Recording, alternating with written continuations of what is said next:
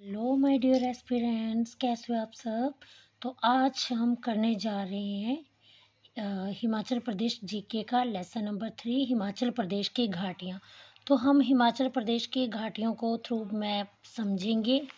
तो बेटा सबसे पहले हम करेंगे चंबा घाटी। ठीक है, पहले देख लेते हैं चंबा में।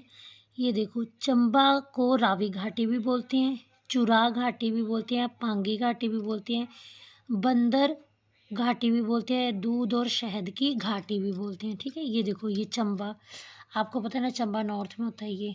ठीक है, तो चंबा घाटी को रावी घाटी भी बोलते हैं। अब चंबा को रावी घाटी क्यों बोलते हैं? क्योंकि जो रावी नदी है ना, ये देखो, ये जो रावी नदी है, यहाँ पे रावी नदी होती है, वो चंबा को 2 पार्ट में डिवाइड करती है। ठीक है, इसको बंदर घाटी भी बोलते हैं, इसको दूध की घाटी भी बोलते हैं, और इसको शहद की घाटी भी बोलते हैं। ठीक है, और इसे ना चंबा शहद की घाटी भी बोलते हैं। ठीक है ना।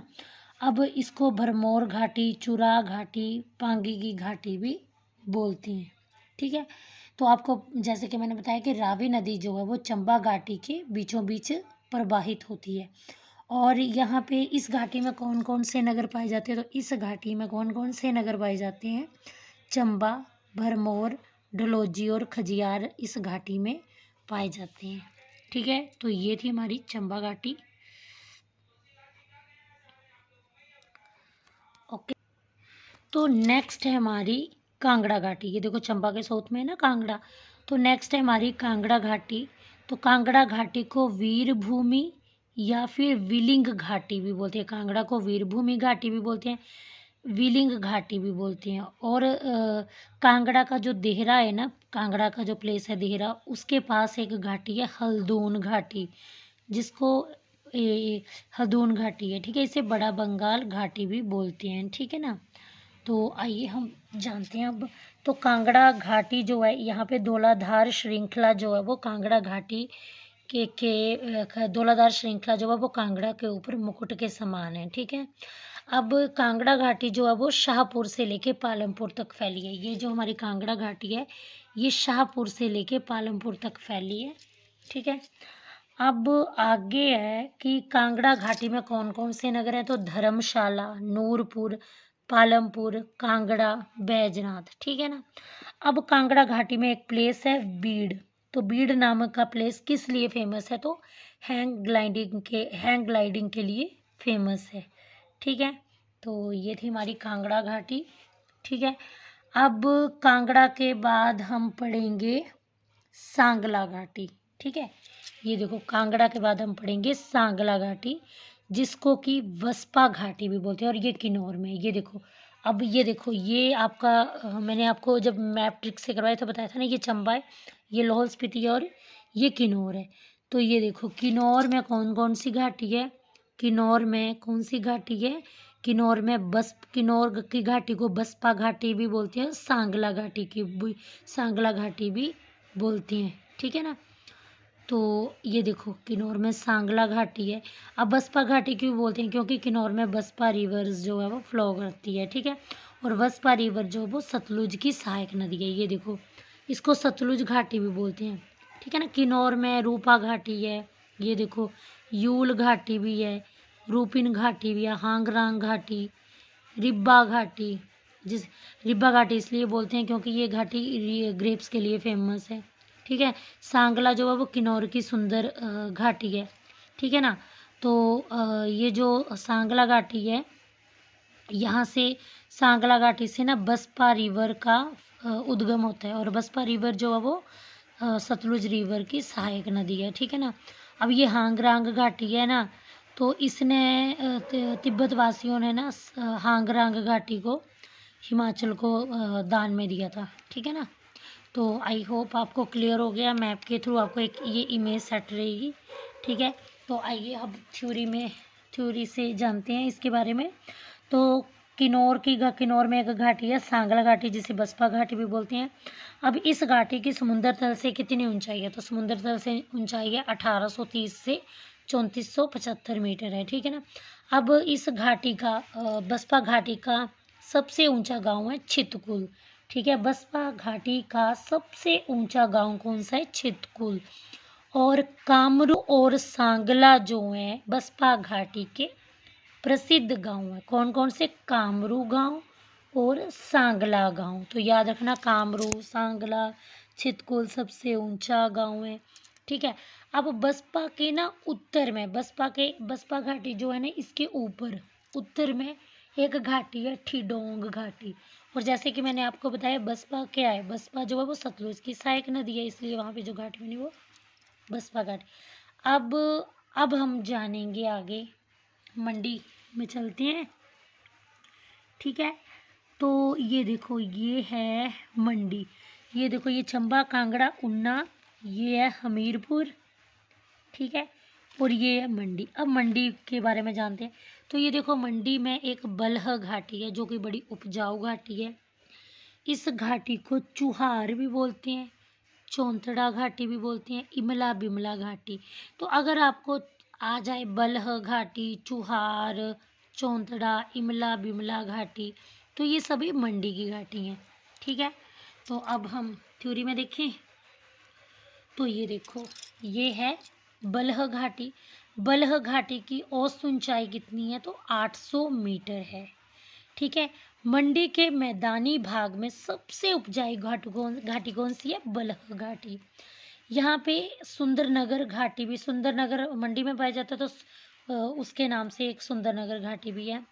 1962 में बलह घाटी में भारत जर्मन संयुक्त परियोजना से इस घाटी का आर्थिक विकास हुआ है।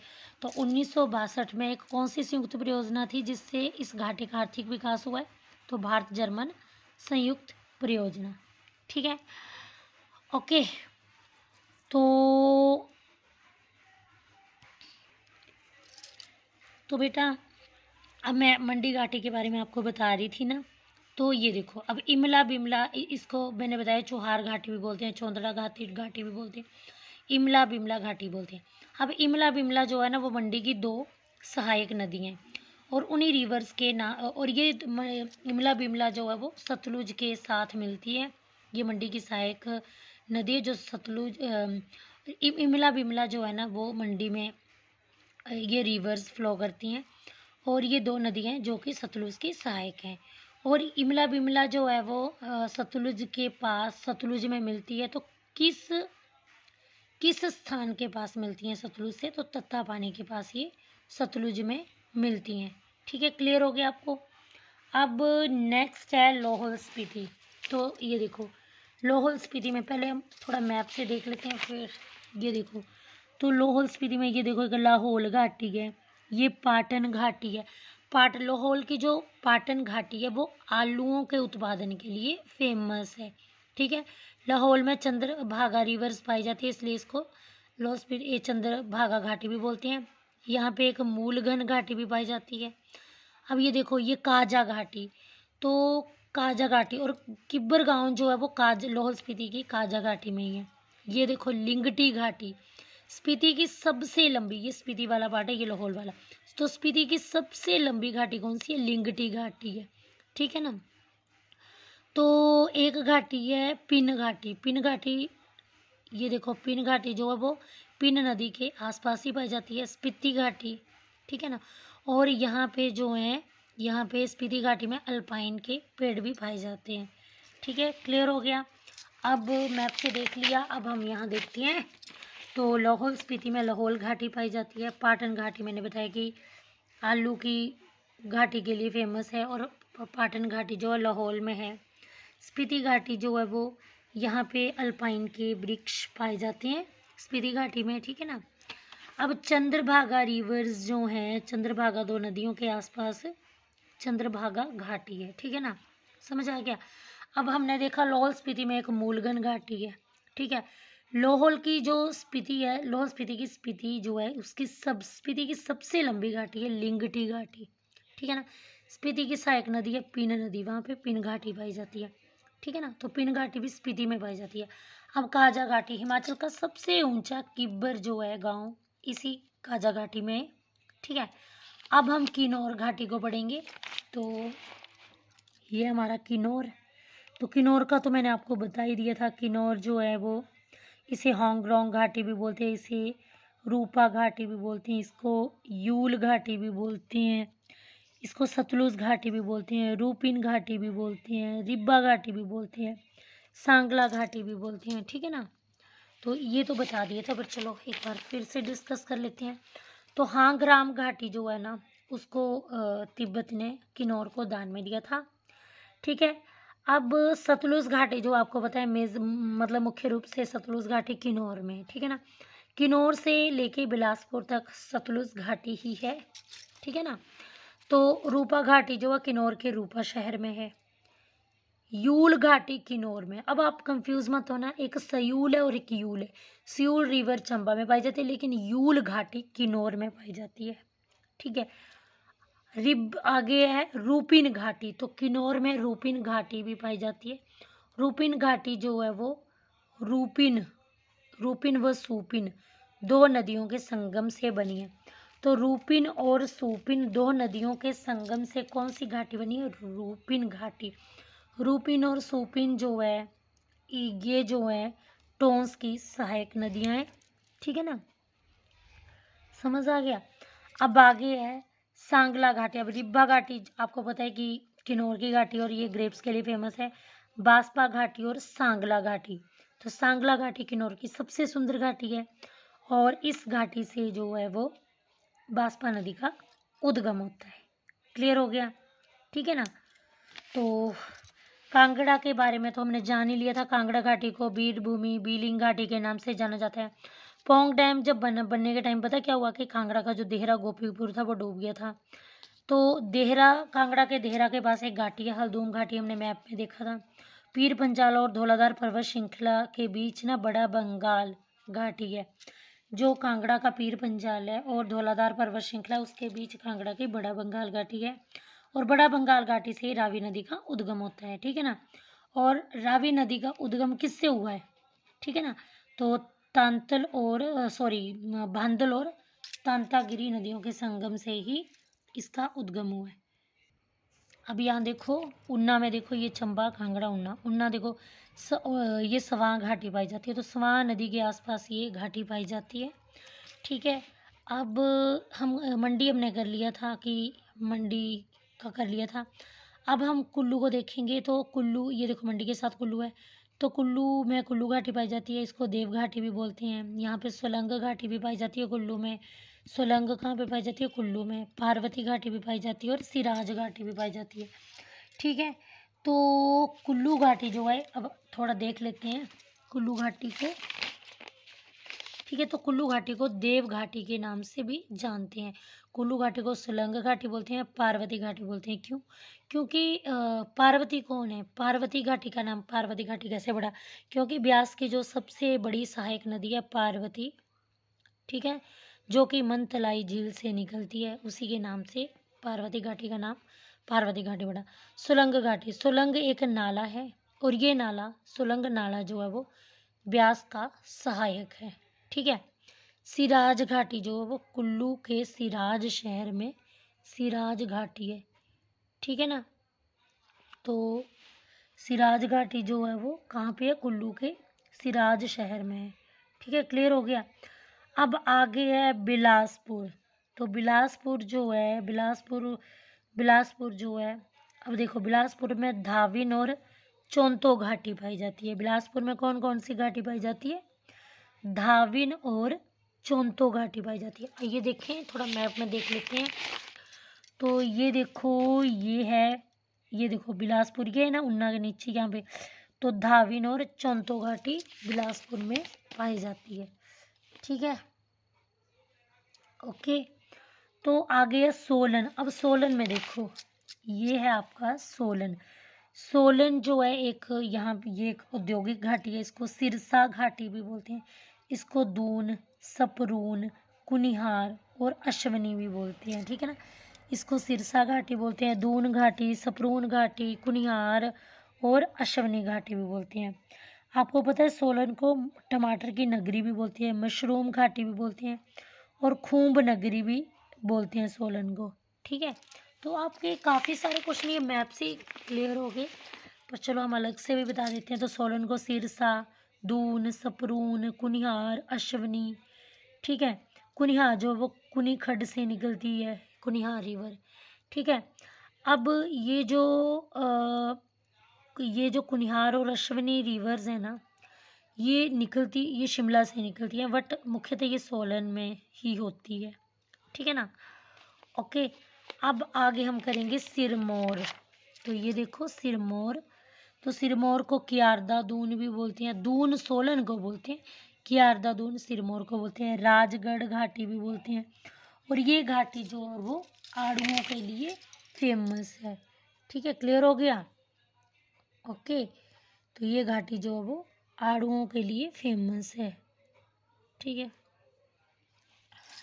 तो आगे है सिरमौर के बाद है,